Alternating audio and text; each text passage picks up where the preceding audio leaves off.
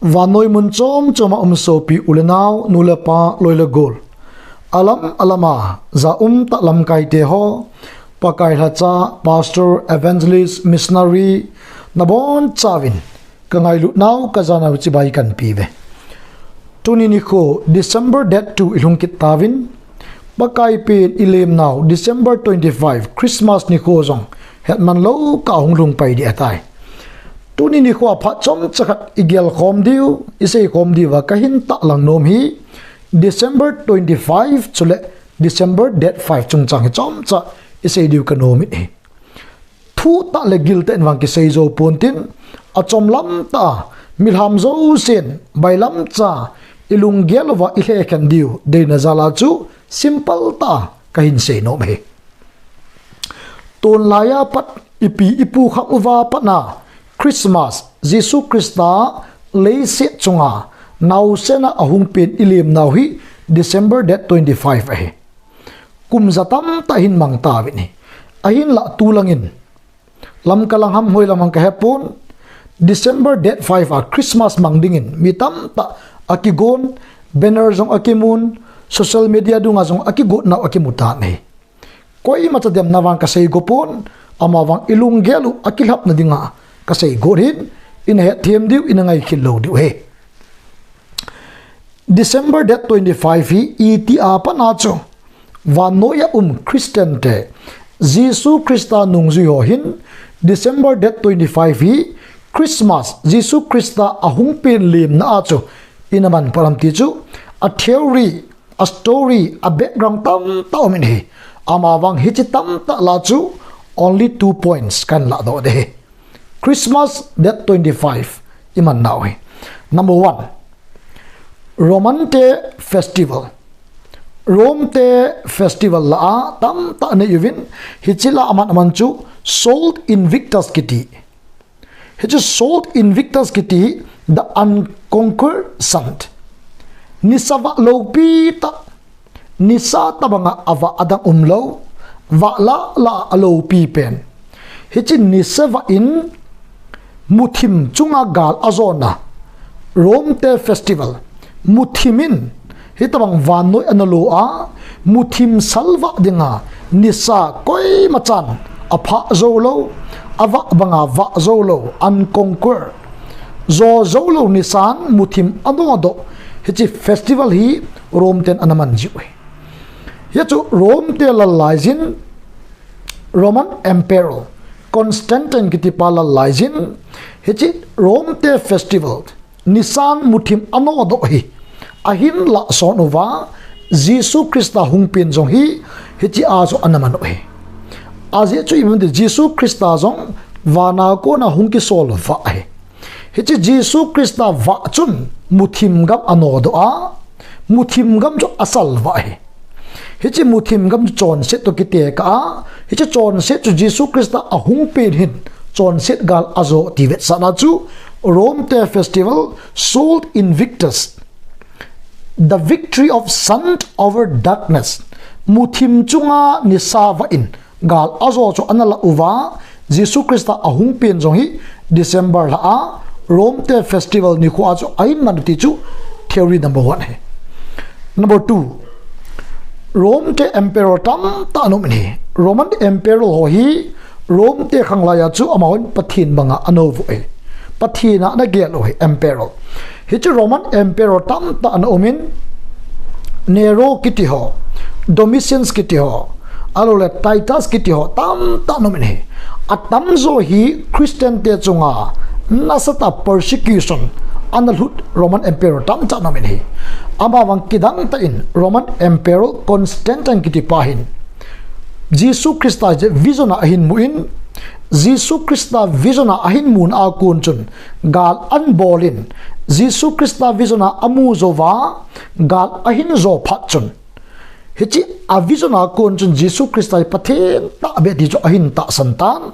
Christianity anpom ta ne Roman emperor chu hichi khangla ya dinga cho vanuya alen pena an anaki giale yachu vanoi pumpi adi a Roman empire sung se chu ama thunei nai hi a chu Roman emperor Constantine in hechi Christmas Jesu Christa ahung pe ni ko hi ama ho khang lai adinga chu ahin su towa edi akiman pani ve na hi le AD 336 AD kumapa nahi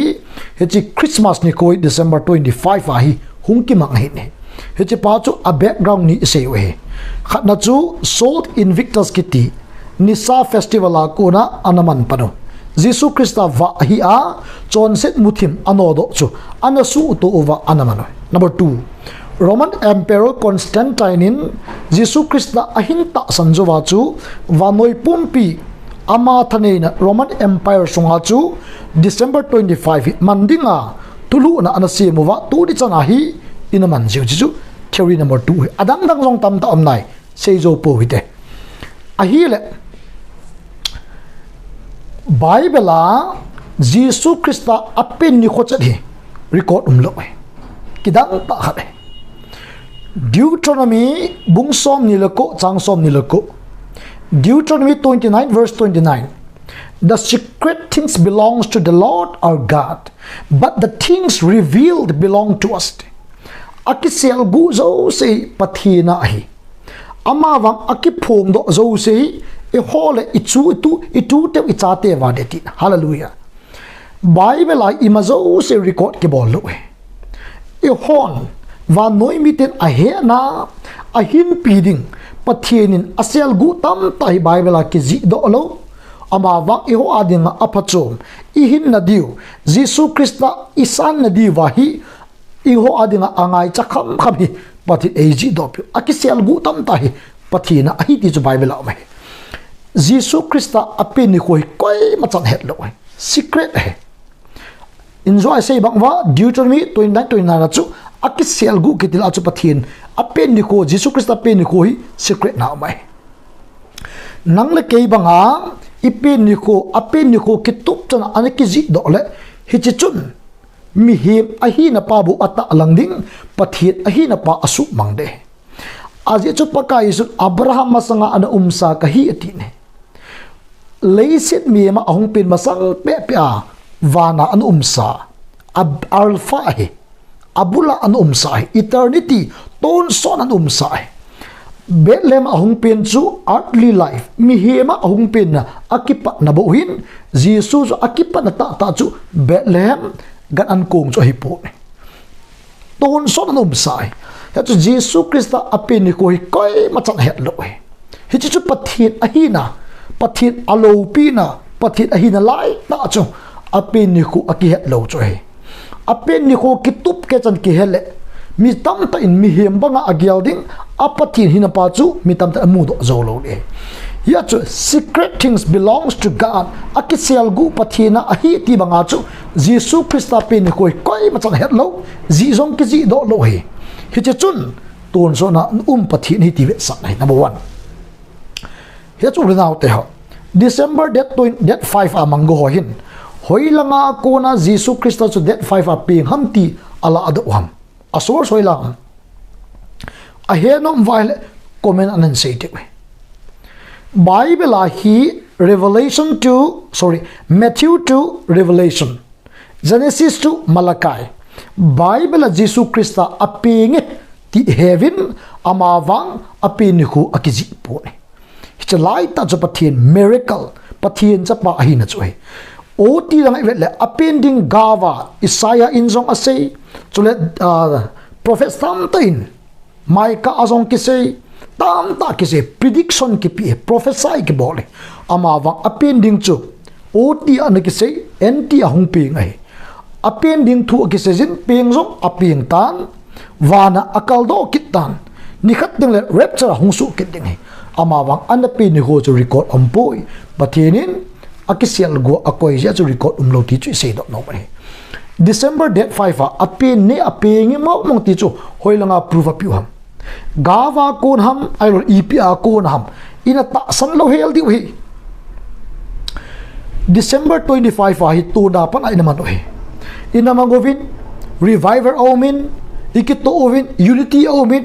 western hoilang lang chun imang na ve ka la khat na Europe gam America gam hoi lang hi zong le December 25 amang lo zong nan ti amawang majority atam zon 25 iman oi thagaw mang thai tam ta hu doi no min reviver o min ilamovin la isavin thano ti mangovin I macha aboy pu ni 25 azong chun pakai su apiang pui plainly speaking amawang vanoi pumpin apingi tia ita sanji wa chu apin ni ko he lo ji wa chu ani ko ke pon 25th December chu vanoi pumpin aman kho me I macha aboy di ompoi apin ni ko thupi ai pon ahung peng pa Jesus Christa chu thupi zo ai ti ba he do no me ai le itu na pa na ki mang kho ma I macha boilova I atile December 5 hi ahin te bom hoila ham source gau thu ita san lo diu I macha ta san lo diu hi aji chu Bible hi a secret ho zo se pathirin apun do lo hi gau thu a apun do ozong le ita san lo diu I macha ta san lo diu pathi ahin na like ta chu koi machan ani khu he poi ti bat se do no mai December 5 amang ho zong ya chu aman non mang ta vin ti amawa I macha ama hozia pathin ita sannaw ahung ping pa Jesus Christa ita sannaw hi hiti achu isu ling sa lo diu ino pha sa lo diu aping pa Jesus Christa ani kho sanga aping pa phatcha I ho diu chu atu pi zo ai ipu ipa kha nguwa pa na kumza tam ta hung ki manga I macha boilo thagawa revival ki changa thagaw mang thai tam ta ki hu do ho bung khanga imalam zo sa khang tuin December 5 atum bia manjin I macha lung op kai nei po tin kitup ke chang in man jing bak nguwa ipu ipaten church father ho chula khang lui ta hon anaman jing bagin December 25 tan ki pa thnom tin mang kho butin December 5 hos in ita san now lung op kai nei po tin min abol nom bol tan amawang in a chipi jingu ita sanu ipu ipat anazui 25 December mangote ape ni wang cho ke poi amawang adi kho sanga Jesus Christa cho tu pi zo ti chu number 1 sei do no mai chule lam kalam thu ka ti poi Africa thu ka ti poi South India thu ka ti poi gau thu chung chang he chom cha ka sei do no mai he OT to NT ki kai 400 years intertestamental period omai OT apana NT ki kai 400 years silent years tin jong okay in intertestamental period tin jong okay hi chi sung se hi malaki thim gau aki chai hi thim gau talo thip cha ta ne hi chi silent age silent period chu kon ahin su K.M.T le the silent years was broken with the prophecy of John the Baptist. John Baptist hungki na John Baptist in hiti achu Jesus Christa hung na ding hi ahin lang sap ki na aman Jesus Christa hung ding hi tua hung ding pa hin lagaw thinga baptai na chan sa di hi ken wang tuya baptai ka chan sa ni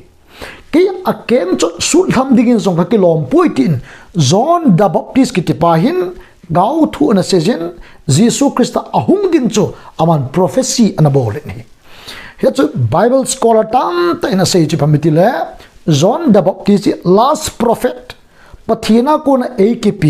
pathina ko na vanoya hung thim gau tam ta an omin Bible record nom so kezin amawang Bible akimu thim gau chai da pen anu kha pen Jesus Christa hung dik na sei chu John Baptist ahin ama zo wahin thim gau tam ta nante amawang pathina kuna hung ki sol God sent heavenly sent prophet chu hita bang chu John the Baptist achai na hitai di chu scholar tam ta in confirm abola based on the scripture koi chanute koi chapate tam ta nante amawang God sent pathina kuna hung ki sol thim gau ta chu John the Baptist achai na tai di chu akisei ta ne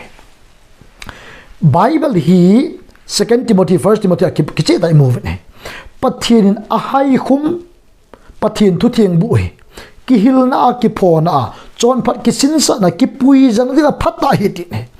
pathin ahai khum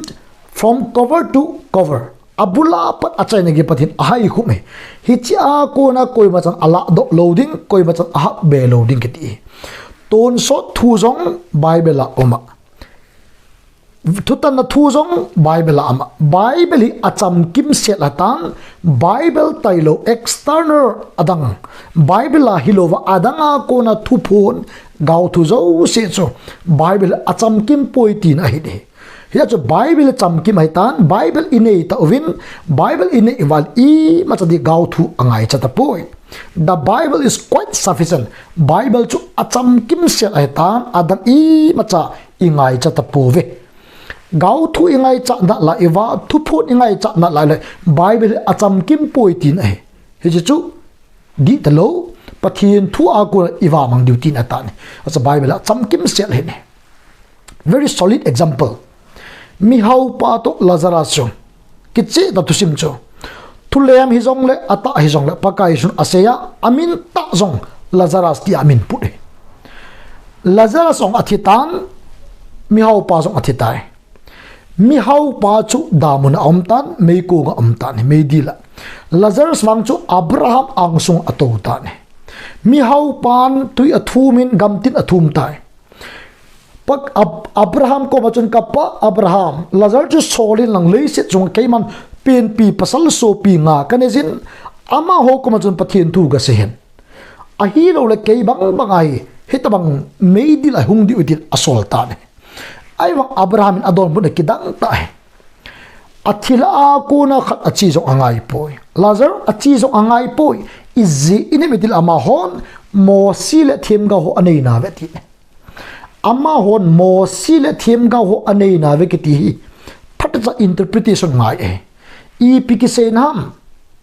mo sile them ga ho anei na ve kiti va no imiten mo sile them ga anei na ve kiti phatza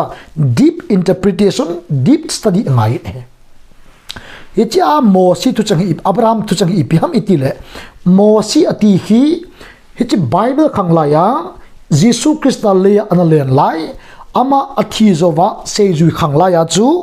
tu abangai Bible hi paricha compile ki bola canonize ki bola book form umlo lai hichi khanglai ot ta nt akipat first century second century la ya hi ta sanmite Hebraite hian lang chule Gentile te hi zong le Mosi ati hi Mosi dan le khabu Torah Genesis Exodus Leviticus Number Deuteronomy hichi le khabu nga hi Mosi le khabu tia an het oi